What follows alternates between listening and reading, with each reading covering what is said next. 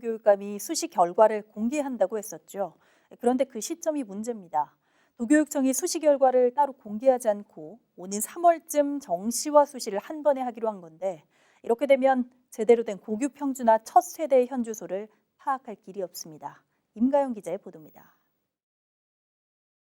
수시 진학 성과를 세종은 적극 홍보에 나서는 반면 충북은 알 길이 없다는 HCN 보도와 관련해 김병우 교육감이 지난 17일 말문을 열었습니다. 올해는 3년 전 고교 평준화 정책 첫 대상이었던 청주시 일반고 3학년생들의 대입인 만큼 결과에 관심이 쏠렸었는데 김 교육감이 그 결과를 발표하겠다고 공언한 것입니다. 역작용이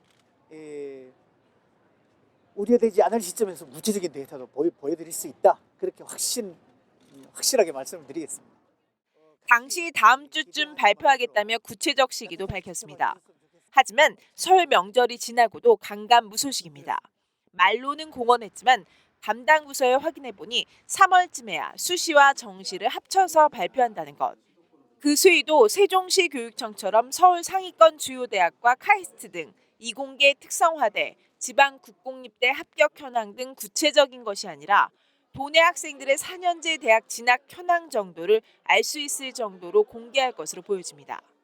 그러나 이를 바라보는 일부 교육계와 학부모들의 시선은 그리 곱지만은 않습니다. 3년 전 우수 학생들의 쏠림 현상을 막겠다며 도입한 고교 평준화를 제대로 평가하기 위해선 수시 공개가 필요하다는 입장. 교육청은 고교 평준화로 우수한 자원들이 고르게 배분돼 진정한 상향 평준화를 이뤘다고 주장하고 있지만 현황 파악조차 되지 않은 상황에서 이를 뒷받침할 근거가 전혀 없다는 것입니다.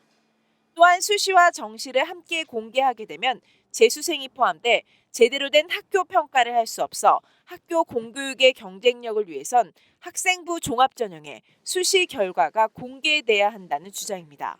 수시 부분이 왜 더 중요하냐면 정시는 졸업생들, 재수생들이 강세인 부분이 큽니다. 그래서 그 제도로 됐을 때 이번 졸업생들의 일반계 고등학생들의 어떤 자료로 같이 하기에는 좀 부족한 부분이 좀 있어서 2020학년도 이번에 졸업생들 수시 결과 부분을 조속히 조금 발표를 해주시면 취임 이후 단 하나도 역효과나 부작용이 난 것이 없다고 말하는 김 교육감.